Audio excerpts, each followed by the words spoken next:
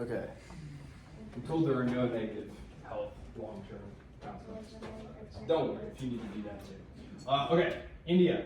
Government of India. Here we go. Key institutions. India, like Britain, is a parliamentary system. Unsurprising, since it was set up by a bunch of people who were educated to be British elites, essentially. Its cabinet is formed from and staffed by members of the parliament. So it's exactly like the British system in that case. Now, I'm going to just tell you here now, India's constitution defines it literally as socialist, secular, and democratic. And this is because, again, Nehru, who is the first prime minister and one of the leading figures of the Indian nationalist movement, was huge into democratic socialism. It was all the rage among the British intellectual class. This is the period when Britain is really finally completing its welfare state in the 1940s, right there. The Webbs were very huge on that. They were very influential on Churchill, for example.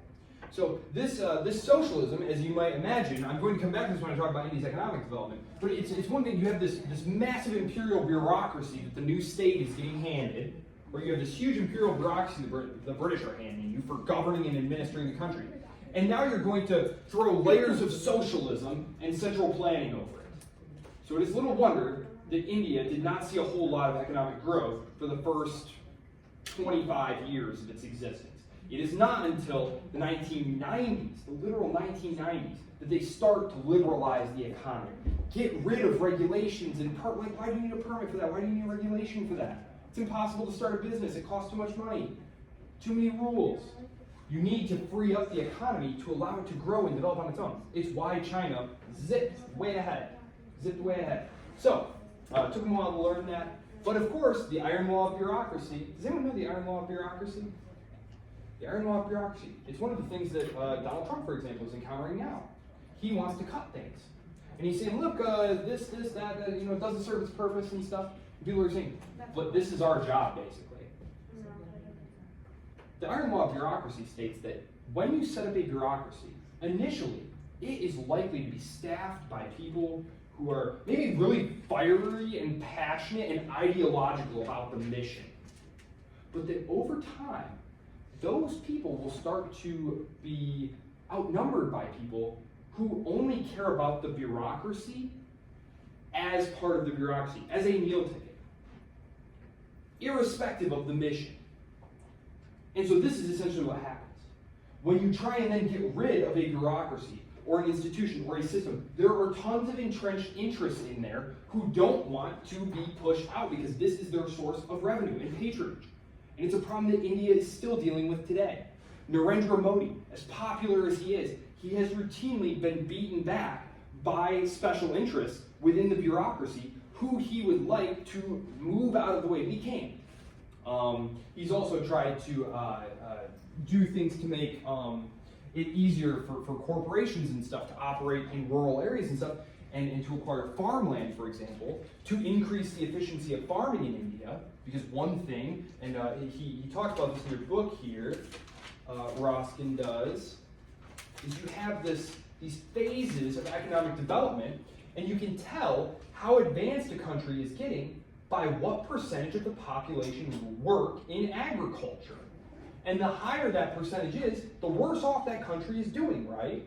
Because if you think about it, if 95% of us are needing to grow food for us all to live, we don't have enough people to do manufactured goods or services or all these other things, right? And so he's saying, look, we need to make our farming more efficient.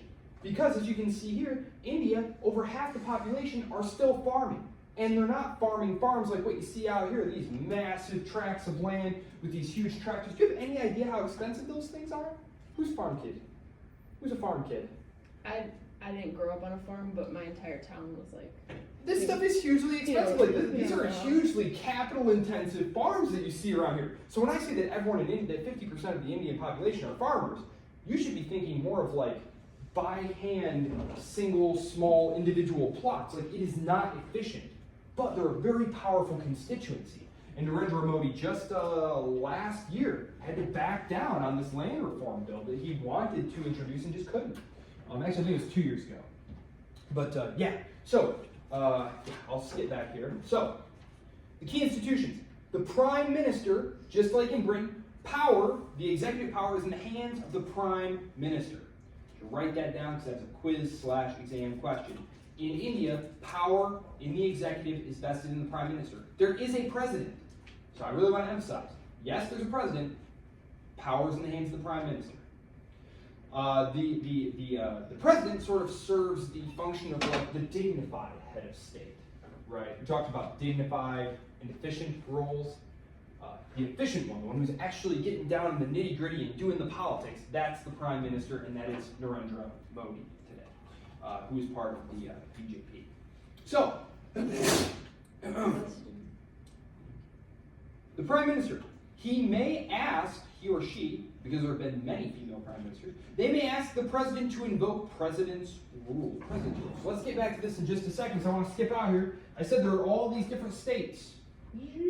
All of these different states here, okay? And these states all have their own legislatures, okay? They all have their own operations going on here. They're in charge of education, local police duties. However, the Prime Minister can ask the President to invoke President's rule, which gives New Delhi is the capital of India, gives them the power to basically override the local government. Remember I talked about the sort of religious rioting and the basic pogrom that happened against the Muslims in Gujarat under Modi's rule? Well, everybody was like, well, the situation's out of control. Clearly, the central government should invoke this power and take control of the situation. And they didn't, but that's a thing that can happen. And then the Prime Minister would be running the state directly. The Prime Minister sets the main government policies, and he or she can call new elections whenever they like within a 5-year maximum term. To form a government, the Prime Minister must control a majority of seats in the lower house. The lower house, which we're going to get to in just a minute. So again, it's set up just like the British system, right? The British system. You have an election. The party that gets the most seats, they have the Prime Minister, and it's their job to now form a government. And in India, as we're going to see, and then, of course, they share out portfolios, right? And so you hand out portfolios to all your loyal lieutenants and stuff, and people you need to back you up. And in India, we're going to see that even though they have basically a first-past-the-post, single-member district setup, if you look at their map of Congress, and I said, hey, what kind of look right here on the bottom. If I ask you right here, if I said, what kind of electoral system do you suppose they have? You would not say single-member, first-past-the-post districts, because what does that tend to produce? You remember from our initial lecture? It tends to produce two parties, right? It tends to produce two centrist kind of parties. But in India, that is not what happens. One of the many reasons that Indian democracy is so fascinating is you have all these really powerful local parties who speak on behalf of like a Sikh constituency or this constituency or that constituency. So it's very, very interesting. So it's rare, super duper rare, for a party to win an outright majority. 2014 was one of the first times a government actually won an outright majority where they didn't have to share power. That was the BJP when Narendra Modi came to power there. Usually what's happening is these portfolios are getting handed out among these other minor parties here. So, just a quick note on that really quick. I will come back to that, but just a quick note there because I'm talking about how the government is created. You have your Prime Minister. Your Prime Minister sets the government policy. They are the leader of the largest party in the lower house. Now the lower house is the Lok Sabha. Lok Sabha. Remember the building I showed you? That's where they meet. The Lok Sabha. Oh, right there. The Lok Sabha. This, now here's where it gets a little tricky, and this is a quiz question too. So I really want you to remember how the different political systems works. This is comparative politics, right? So an exam question might be, which of the following is a unitary state? And it'll be like France and Britain and Germany and Japan. There'll be a whole list of things. In the case of India's electoral system, it's very, very interesting. The Lok Sabha, the lower house, I'll write it up here, and I'll write a more familiar term next to it.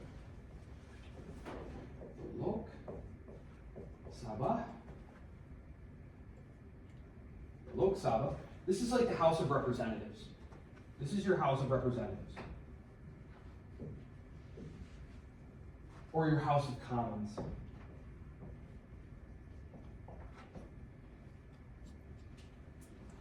This one is elected by single member districts. So it's single member.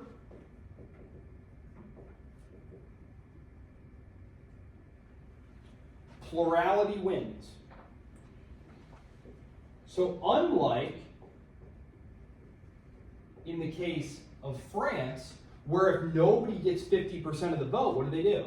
They have a They have a second round, they have a runoff. Right? They have a runoff. I was going to paint mine running, that's okay. They have a runoff. Okay, so where the top two go head to head. So now somebody has to get 50%, just the math won't work otherwise. In the case of India, it's whoever, if there are 12 guys in the race and you got 13.4% and that was the most anybody got, you win. Congratulations. The upper house, the Rajya Sabha.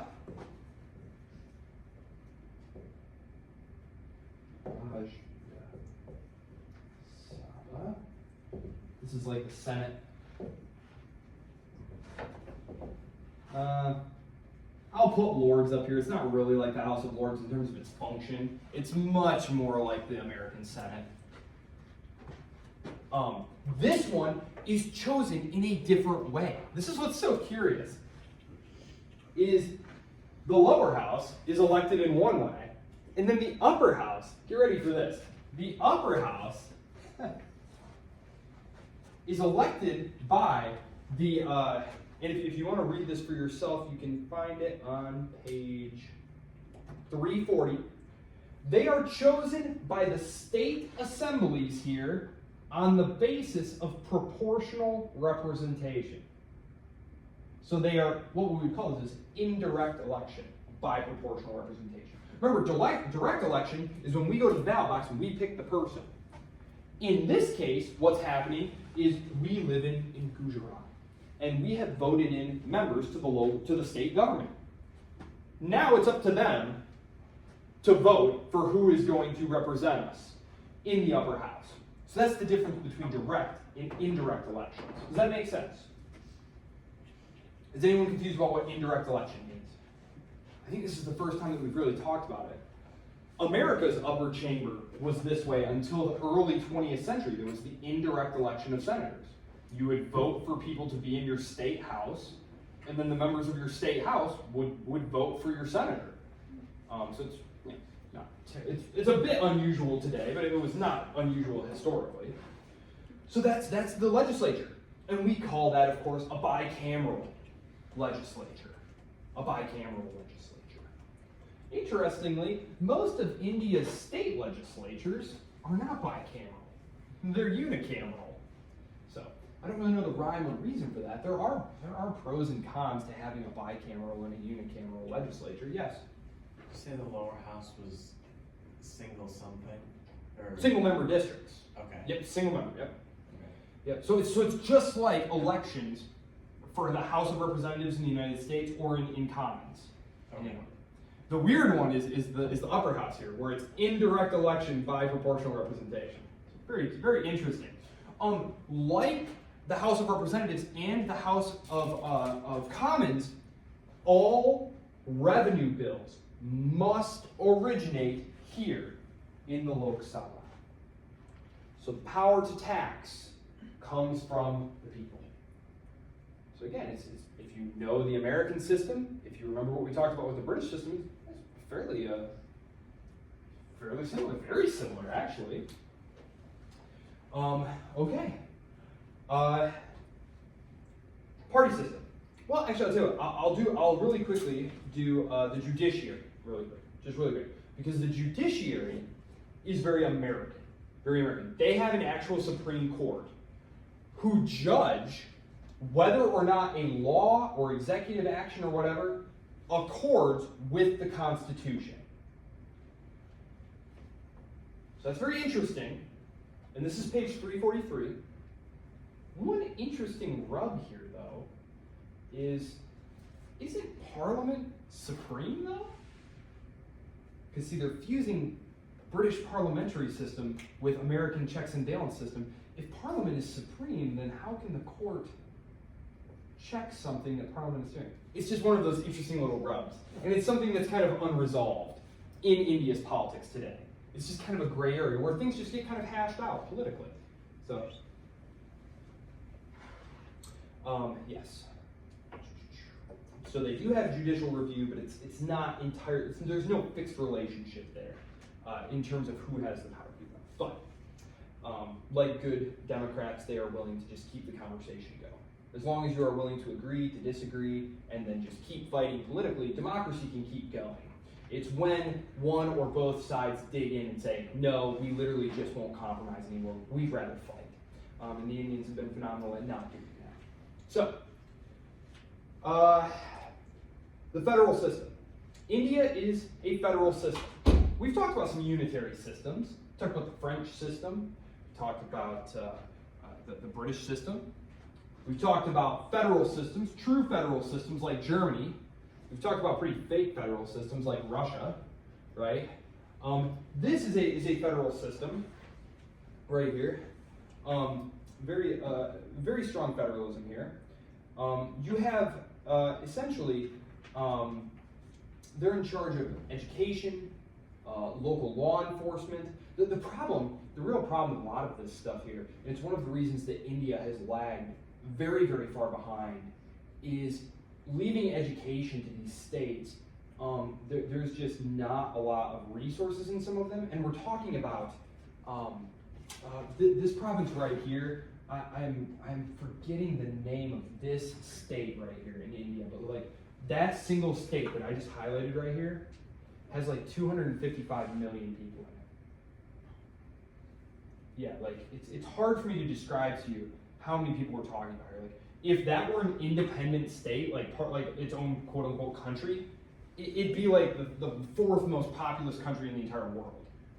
And so when you think about the challenges of trying to set up and educate a functioning K through 12 education system for 255 million people, and this is primarily a farming state. Remember, 55% of the population is farming, and it's not big time, commercial agriculture. It's like subsistence, small market farming. Like there's just not the revenue to pull out of the local area to fund schools. And that's one of the reasons that the American federal system does what it does. Which what does it do? It takes money from surplus areas and it puts it in deficit areas so that you can finance schools and stuff in places that otherwise couldn't support them. So that's why that happens. And that doesn't really happen in India. And it's why educational disparities are very, very vast. As you can see here, I'll just shift over here to talk about the election. What do you notice here? What do you notice here? You notice some very concentrated electoral results. This area down here in the south of the country, this is where these right here, if I drew a line right here, like 33 to 35% of the entire country's GDP comes from this area below, right here. But it's only like 20% of the population or something like that. It's much more urban. It's much more open to direct investment from outside. It's got much better education. It's just very different. There's a clear north-south divide. If you look and say like, what are major issues in India's politics? North-south divide. You have a very, very rural, conservative. This orange right here that you see is the BJP. This is Modi's party up here. That's dominating. And where do they not dominate? Well, down here, where all the resources are. It's not unusual to have an urban-rural divide, right? And that's essentially what you're seeing here on this map, except interestingly, a lot of these states up here that are really rural and really agricultural have huge populations. Whereas down here, the birth rate is actually lower and the population numbers are lower. So it's very interesting. It's one of the sort of unique things about India there. So, yes. One thing I'll say about the establishment of democracy in India because someone, we were talking about, wow, you know, with this incredible history of fragmentation and ethnic and religious and cultural diversity, and then the history of imperialism and colonialism, and the really bloody birth of the nation with the division into India and Pakistan. Wow, how on earth did India wind up being successful as a democracy? Not successful as a state, right? You could imagine alternate scenarios where like some sort of military dictatorship took hold there, as it has in innumerable other states. But that didn't happen in India. India's democracy has been fabulously successful. And one of the reasons is that you had, just like you had in the case of, for some reason this just doesn't want to erase very good. I don't know. Just like in the case of Japan, you had one party that essentially ruled the country for a very long period of time after independence.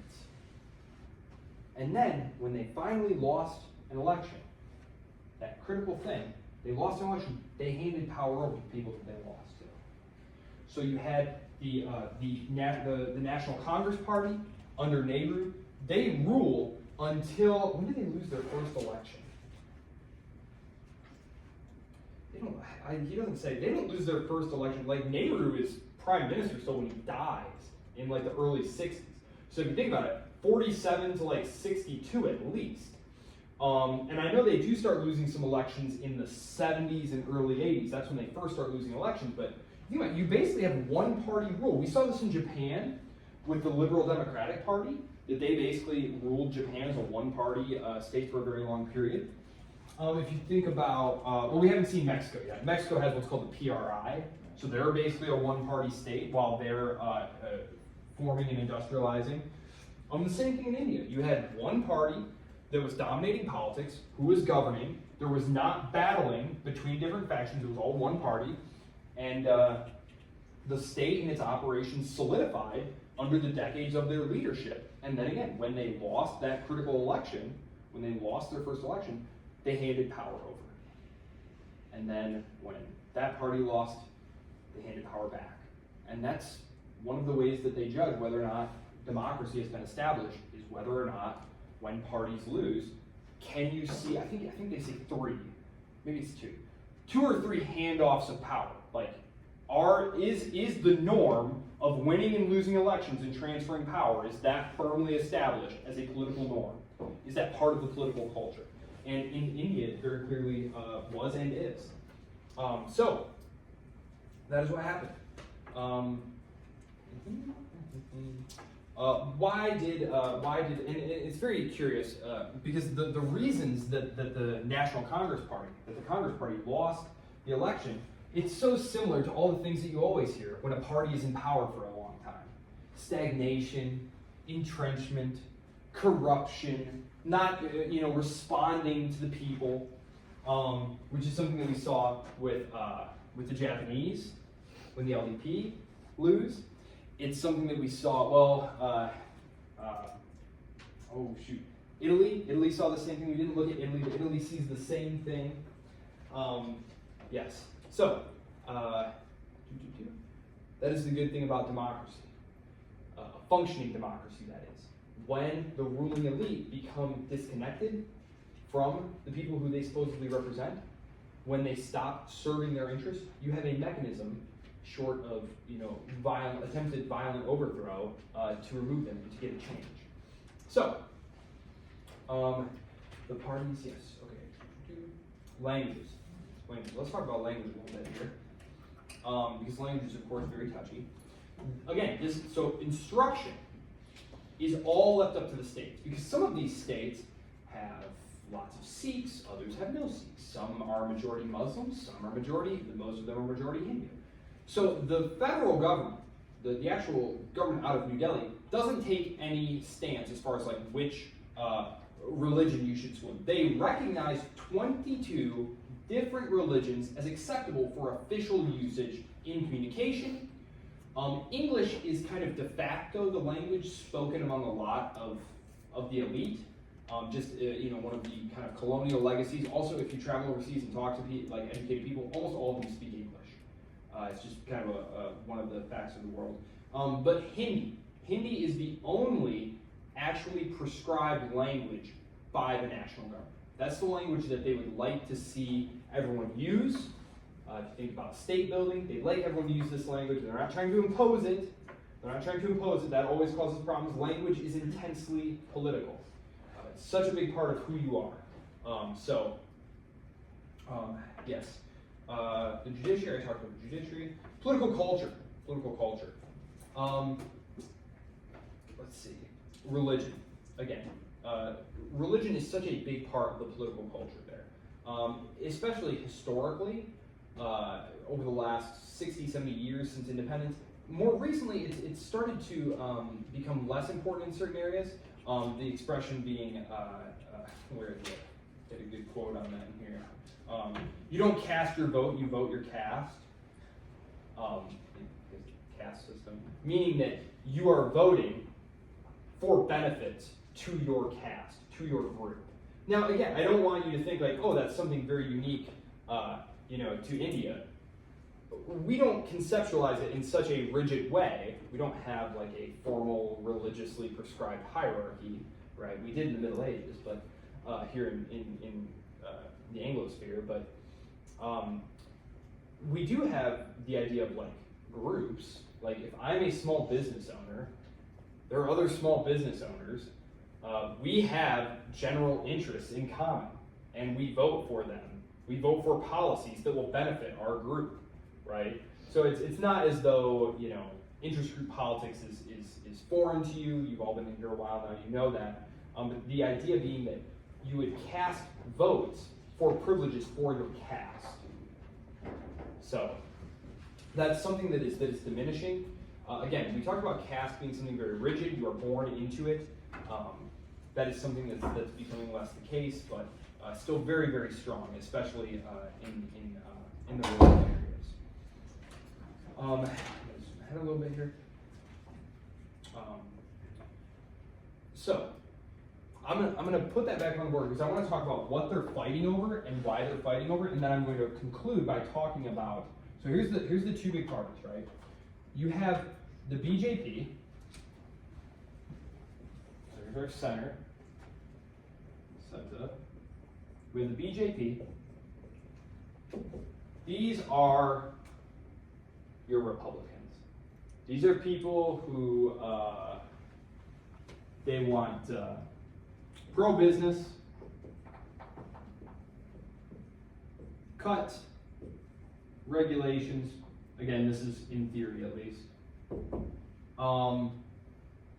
Heavy emphasis on religious values. Okay? Then you have the Congress Party. Okay? They're your left. Now remember, originally they were super duper actual socialists. But over the years, as they realized that India was remaining very, very poor while everyone else was sprinting ahead, including communist China, which really kind of freaked them out, because as we're going to talk about, India has active border disputes with China, and China was getting very chummy with Pakistan, and that would put them in kind of a pincer there, and that completely freaked them out. It's one of the reasons they were willing to help the United States in Afghanistan was because of that geopolitical situation there. They abandoned in the late 1970s, in the 80s, really. Again, it was hard to defeat this entrenched bureaucracy that had all these rules and regulations and people benefiting from those things. These were principal things of graft and corruption. I'm not going to go into all of it. He spends a good bit of time talking about the culture of corruption in India and how it is like normalized. Like we think of corruption as like super bad. Like yes, it does make Indians mad. It is a principal thing that they fight about and that they want reforms about. But it is just a normal part of the politics there on the daily. Like the idea of like bribing a clerk to like make sure that your driver's license gets renewed. You know what I mean? Like that's just like you're supposed to pay them and they expect you to pay them. So the Congress Party, they are to the left, but they're more like they're like modern social democrats. They don't want to like centrally plan the economy anymore. They just want to do things. Their big catchword is social justice. That's their banner now. It's no longer central planning of the economy and control over the economy. What they say now is, okay, we're going to let there be some market forces to grow India's economy, and then we're going to use redistribution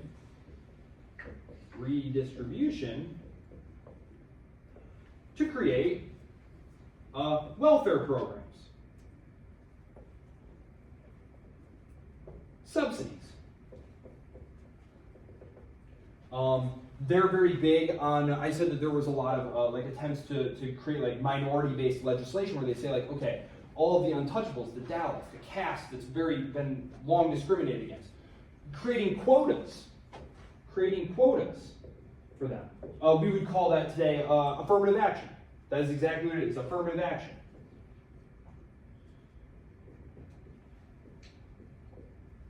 So as you can see, as I write these things up here, it's kind of recognizable to an American who follows American politics. It's a lot of the same thing that we're fighting over. They're very secular too. They're extremely secular. You know, so who are we and who gets what? Those are the two things. That's what politics is. Okay, the parties here. So the BJP right here. These are just the number of state assemblies that they hold, and this is their representation in the upper house, remember, and this is their representation in the lower house. And then there's the Congress Party right down here. These are the two primary ones. And then they form little alliances here with the minority parties. And these are very solid minority parties. These aren't things that like pop up and come and go. Like these are pretty permanent. Like they represent constituencies who have been there a long time and are not going anywhere. Except this one. This one right here is just like an anti-corruption party. This one was created, oh shoot. November 2012 it says in there. Oh, does it? Oh, yeah, there it does. Yeah. So I was gonna say about 15 years ago. So there you go.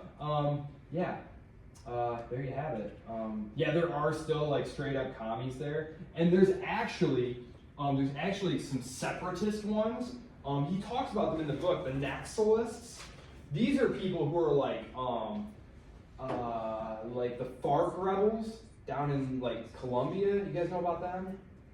These are like the paramilitary, like hardcore revolutionary Marxists. Like we're gonna overthrow the system, and the best way to do that is to like derail trains and like kill government officials. And the thing about it is though, you get these groups, and again, if they're out in a very mountainous, inaccessible, jungly region, these things can last forever. I mean, the Naxalists have been out there forever. The FARC. I mean, did the FARC wind up coming in? Did they wind up coming in from outside? I really don't know. Shining Path, that was another one in South America. Basically, though, these hardcore Marxist groups who thrive in these areas of kind of, backwardness and neglect, the central government and the state governments don't take care of them. They find a place to thrive very far away from centralized authority. Very, very hard to get rid of them. So political violence is a very real thing in India. It's not uncommon for there to be killings, to be bombings, and things like that. Some of it is related to Pakistan. I will talk about that here briefly. I'm going to talk about that in the context of what Indians argue about. Do you have any questions about the party system? How this is structured? It literally functions exactly like the British and American systems. So it's actually one of the easiest ones. Like I know that the names are a little bit different, like in terms of like the Lok Sabha, but it's like that's just the House of Representatives. It's exactly how that works. And then the Prime Minister, that works exactly like it does in Great Britain. You have your courts, you have all of your states. Your state government controls things like the police and the education, just like it does here. They have their own budgets and their own taxes.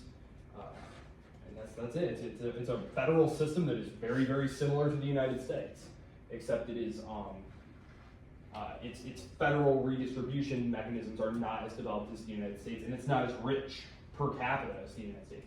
If you think about, India has an economy that's like, I don't know, like 40% the size of America's or something like that, but it's got 4 times the people. That's not solid math, you know? There's just nothing around that. So we'll see where they are in 25, 30 years. I mean, if they can keep making market-based reforms, grow the economy, and solve some of their educational difficulties, I mean, India could be a rock star. So there are a lot of people who are betting on that, actually, in terms of investors. So, issues in contemporary India. So, a couple of things we're going to talk about here.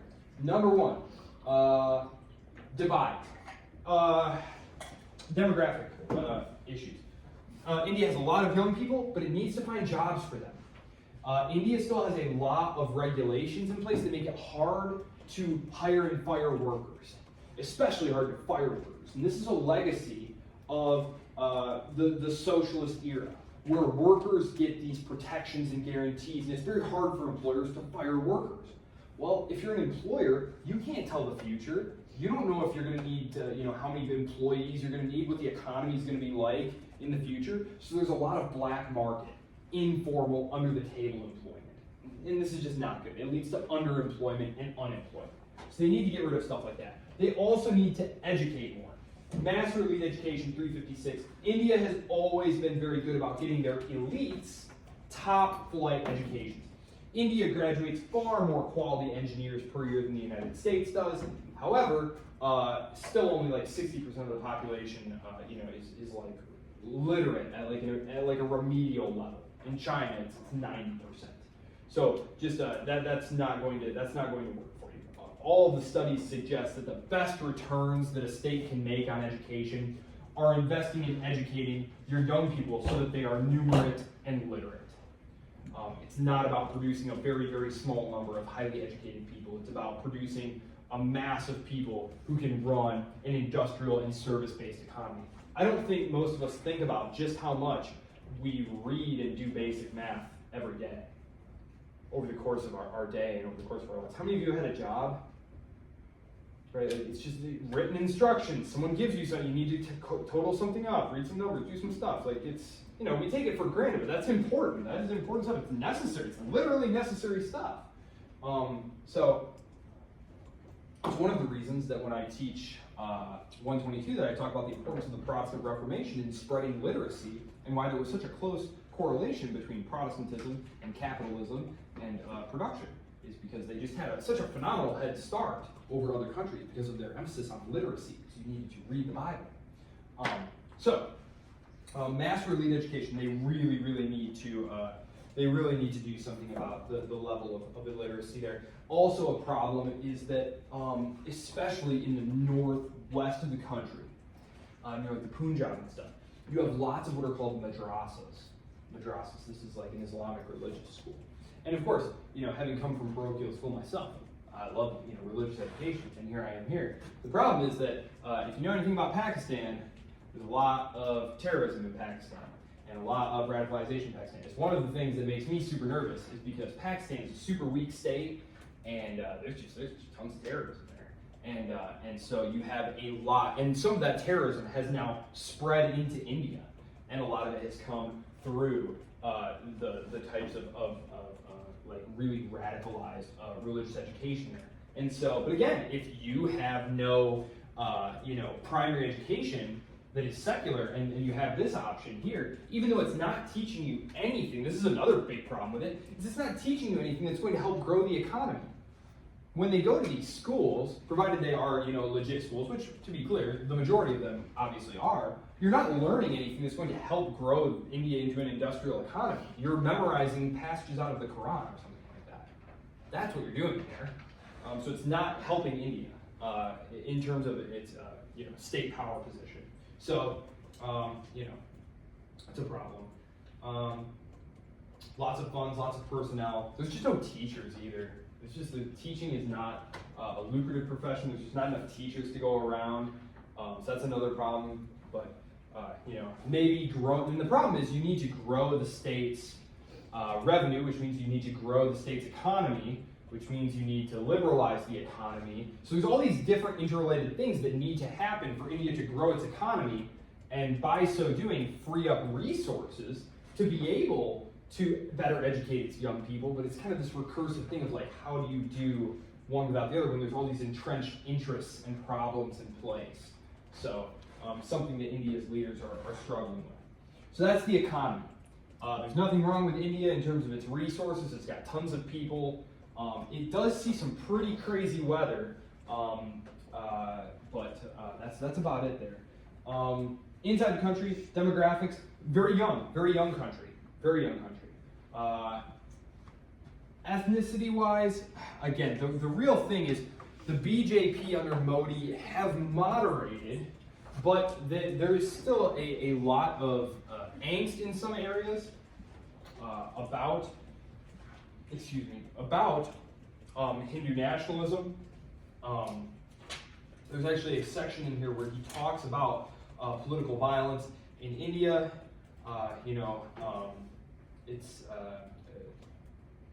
It is a serious problem, especially in the context of trying to incentivize business investment from outside. You want stability. You don't want the possibility of ethnic or sectarian violence. Corruption is huge. I mentioned that there's a huge culture of corruption there. It is just expected that is how you are going to get things done.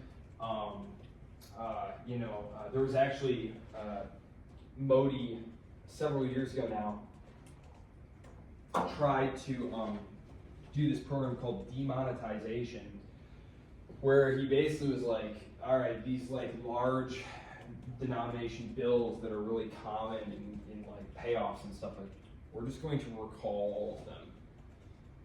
We're just going to take all that money out of the economy to leave just like really, really small bills that would not be convenient to conduct those transactions. And it's like, that was really bad for business confidence, number one. Like, businesses do not want to see that kind of like abrupt executive action.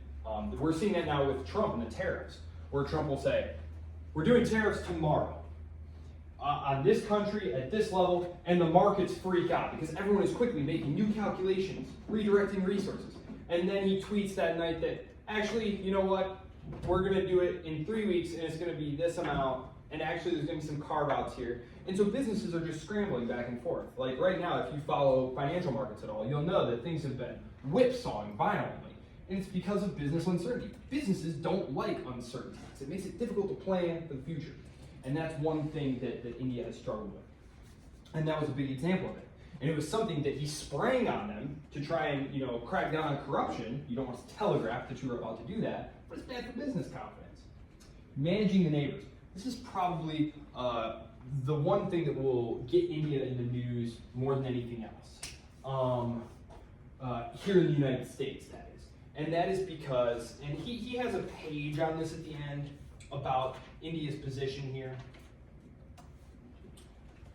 During the Cold War, India practiced what was called non-alignment. That meant that India, and this was something that really kind of rubbed the Americans the wrong way, because the Americans thought, because they had encouraged the British to get out of India, they thought that the Indians would naturally be in America's camp during the Cold War. And instead the Indians said, nope, we're not taking sides. And then they actually wound up kind of veering off toward the USSR side. Not like officially or anything, but they did start like buying Soviet arms and things like that, which Washington hated. But they were neutral. They were part of the non-aligned movement. Basically, the Cold War, this is where we get the term third world from. Gosh, it's not a race good. I'm so sorry to whoever has to use this board next. All right. You had the first world, this is where this comes from. The first world, this was Team USA. And all of its client states, France, the UK, West Germany. And then you had the second world. This was Team Commie. This was the USSR and all of its little satellite states like East Germany and Poland. Well, then you had the majority of the world who were like, we don't want any part in this crazy idea. And so you have the third world. This was called the third world, or the non-aligned movement. And India was the chief player there. India, Indonesia, which are hugely populous countries, by the way. Indonesia is incredibly populous. They're another one that, you know, if they can just get their feet underneath them, they have a huge population, really phenomenal location, you know, economically, it's hard to imagine. Like Indonesia, an economic powerhouse? Yeah, maybe in 30 years. You know, if 40 years ago, 50 years ago, I'd said, you know what, China's probably going to be like the first or second biggest economy in the world, I couldn't have gotten that published in a journal. I'd have been laughed out of the building. It's like, you mean the people who are starving to death and trying to make steel out of backyard furnaces and eating out of a garden? Yeah, right. No, for real. Things can change. Things can change in a heartbeat. So yeah, Indonesia, that's one to watch for sure. But the non-aligned movement, neutralism. India did not want any part in this. However, they had a security problem. That security problem had a name. That security problem's name was, wait for it, Pakistan. Because, unfortunately, the divorce did not go so well. The split did not go well. Czechoslovakia, anybody heard of Czechoslovakia? What happened to Czechoslovakia? Slovakia. They split. They had what was called the Velvet Divorce. They looked at each other and said, this just isn't working out like we had thought it would. We're just going to go our separate ways. It was as bloodless and cool as you could possibly hope for something to be. That was not India and Pakistan. There's going to be lots of border wars, lots of fighting, and the Indians, just look at it. Who do you think, we don't know anything about them yet, we're just looking at them on the map, who do you think is going to win this fight? India is going to win this fight, right? Before we know anything else. And sure enough, the Indians are always ready to kick the Pakistanis around if the Pakistanis try anything. So what do the Pakistanis do to level the playing field? They go get nukes. They went and got nukes to level the playing field. So the Pakistanis had nukes, and the Pakistanis were getting really friendly with the Chinese. And so the Indians were constantly worried about their security situation here. Okay, it's one of the reasons that India broke from its policy of traditional non-alignment to help the United States with Project Build a Client State in Afghanistan. Because they thought, oh, that will be phenomenal. Because then the Pakistanis will have a problem up there and they won't have as much time to focus on us. Because we need to really focus more on China. So that was what that was all about. And Washington really was very, very interested. When the Cold War ended and they were looking for new enemies, China came up on the list. China came up on the list of possible future enemies. So by the late 1990s, early 2000s, you can read U.S. Defense Department planning documents that say China is going to be an enemy here in 20 years, whatever. We should make friends with India. And so they do things, for example, like they give India a sweetheart deal to let India have a nuclear program, even though the official policy of Washington was non-proliferation. They said, okay, it was called the ABC deal. But he doesn't really mention it here, but he does admit that Washington was maybe a little too eager to get India on its side. 2005, they do help them with their nuclear program. So now they have nukes. They had been making nukes secretly for years.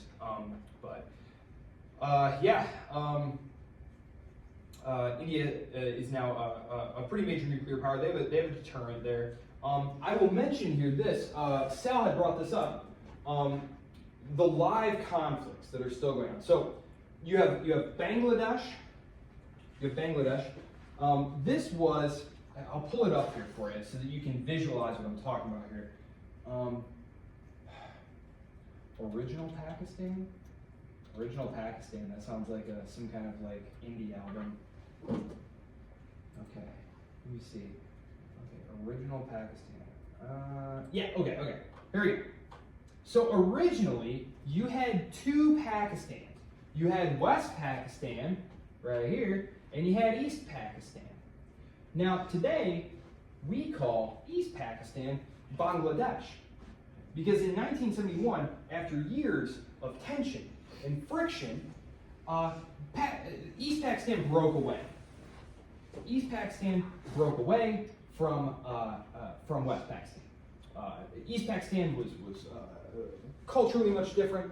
It was much wealthier, and the West was just wanting to suck resources out of it. Islamabad here, the capital, they were wanting to suck resources out of there, and they were like, forget it, dude, we don't want to do that. We want to keep this money for ourselves, right?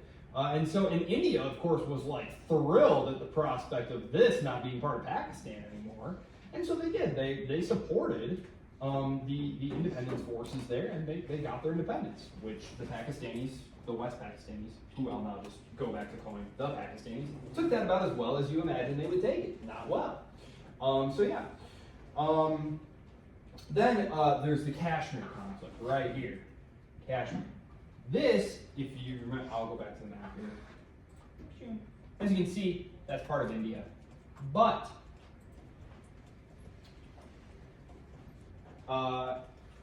Pakistan basically would just feel like it would be better to have Kashmir be part of Pakistan, that is naturally should be a part of Pakistan. Certainly, if you look at it from an ethno-religious standpoint, Pakistan has a very strong case, but I think we've seen plenty of examples from history where just because you have a good case doesn't really matter if you don't have the firepower, really, frankly, to make it happen. And so that's a source of incredible tension. There's been wars in 47, 65, and 1999. So again, like, this is an area here where you could have something pop off that's really horrible. Because just, again, I'll pull up, where's the map?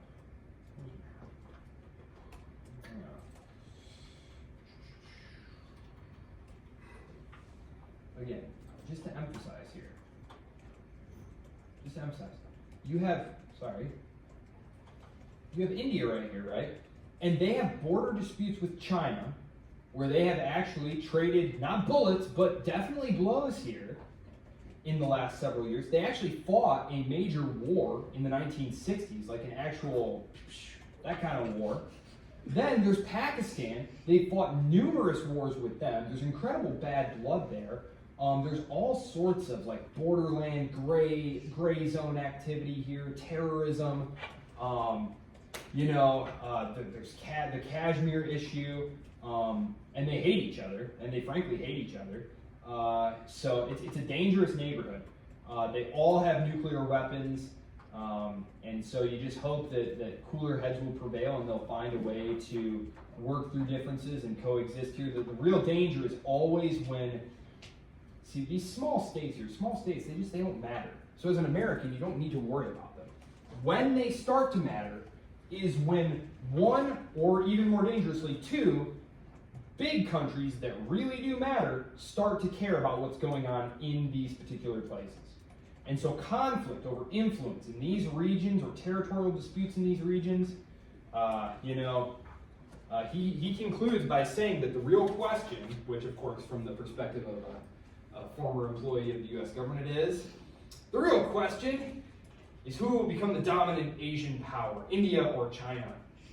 That's the real question. That's what we're all dying to know, he says. The early rounds clearly go to China and its authoritarian capitalist model. And I think that's true. They did. They did not ever liberalize politically, China, but they did liberalize economically to a significant extent. They allowed markets and prices to start determining the allocation of capital and goods within the country. And then they got a bunch of Western technology, and that's how they got rich. Right? India tried to do it themselves. They tried being closed off. Autarky is what it's called. Autarky means that you try and make everything yourselves.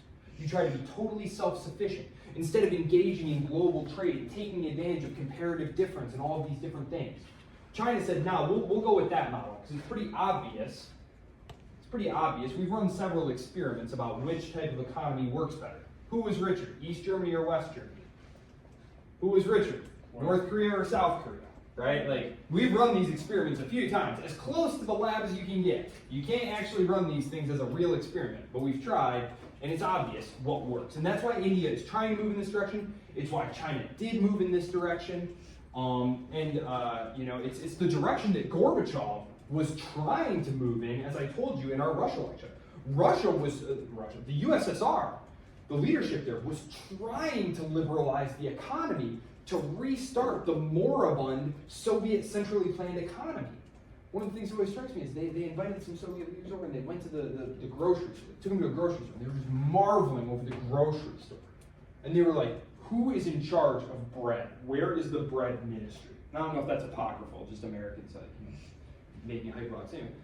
But that's kind of the thing, is like, you would have this room full of very smart mathematicians calculating, how many shoes do you think we'll need next year? About toothbrushes, staplers, how many staples? How many staples did we use last year? Just imagine how silly that is. Of course you can't run an economy that way. That's a ridiculous use of resources too. These are some of your smartest people, and you got them figuring out how many staples you need next year. Let the market figure it out. And that's exactly what made China rich. It's what can make China, or it's what can make India rich. One thing that I think India has going for it, and that he talks about here. You know Rostin. He's a huge fan of democracy, right? He is democracy's #1 fan.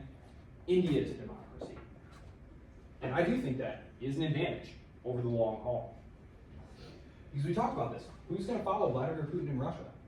There's no institutions. It's all weak. It's all him. Who's going to follow Xi Jinping?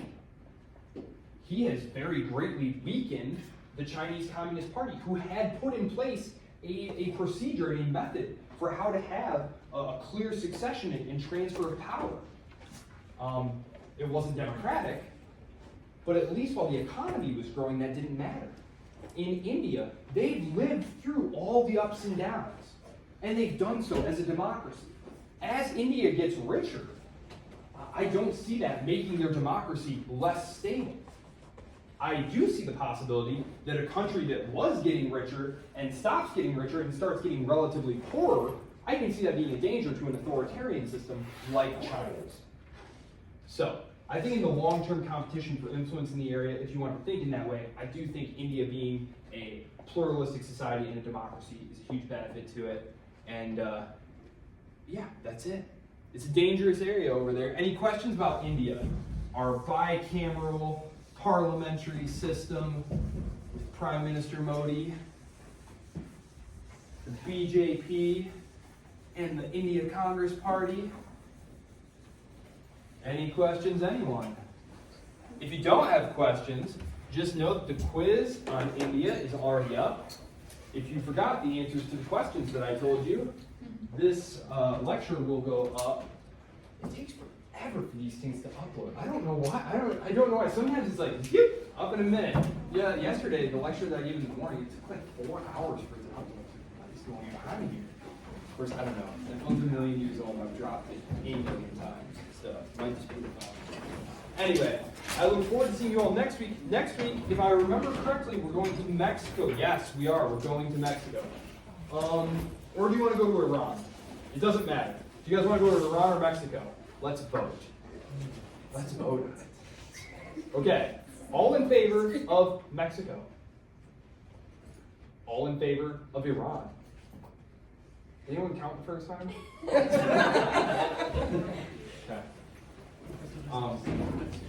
I don't have a preference. Do you guys care? That's what I was thinking. Okay, we're doing Iran because it makes more sense. Authoritarianism. Okay. Alright, we'll do it. Yeah, we'll do Iran next time because Iran does make more sense because it fits into what we're talking about here.